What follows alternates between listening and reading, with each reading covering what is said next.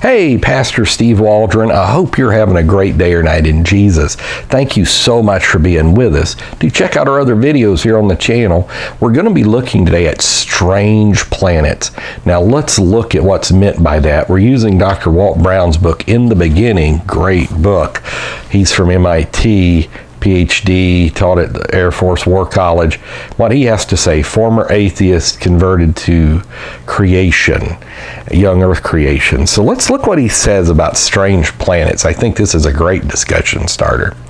So many undisputed observations contradict current theories of how the solar system evolved. One theory says planets formed when a star passing near our sun tore matter from the sun. More popular theories hold that the solar system formed from a cloud of swirling gas, dust, or larger particles. If the planets and their 72 known moons evolved from some material, they should have many similarities.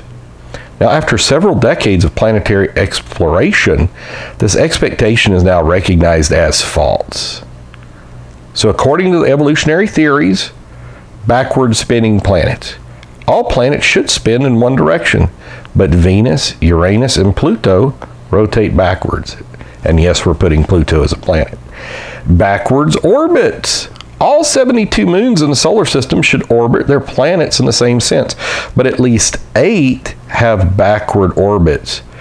Furthermore, Jupiter, Saturn, Uranus, and Neptune have moons orbiting in both directions. So how would this happen according to evolutionary theory?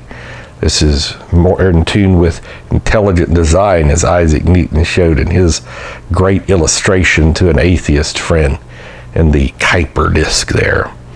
So tipped orbits. The orbit of each of these 72 moons should be in the equatorial plane of the planet it orbits.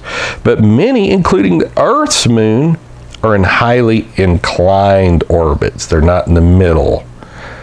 Also wrong chemistry, because about 98% of the sun is hydrogen or helium. Earth, Mars, Venus, and Mercury should have similar compositions. Instead, much less than 1% of these planets is hydrogen or helium.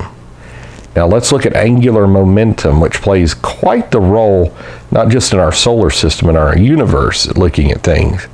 The sun should have 700 times more angular momentum than all the planets combined. Instead, the planets have 50 times more angular momentum than the sun.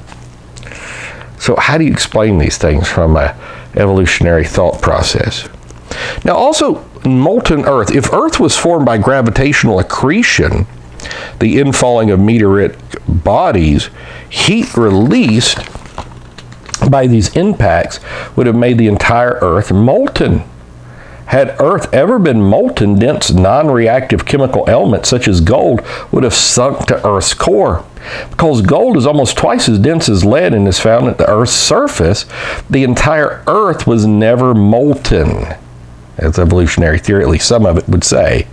And it did not evolve by gravitational accretion, gradually pulling in meteorites.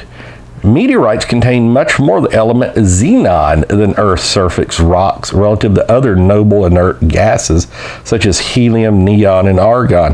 Had Earth formed by meteoric bombardment, Earth's surface rocks would have a different composition, and our atmosphere would contain up to 10 times more xenon than it has. If Earth did not evolve by gravitational accretion, it may have begun in nearly its present state. Just like Genesis 1 says, it was even here before the solar system and the universe, the Milky Way. So God bless you. God's wonders to perform, his creation. A lot of astronomy in the Bible. You ought to check it out. God bless. We'll see you. Bye-bye.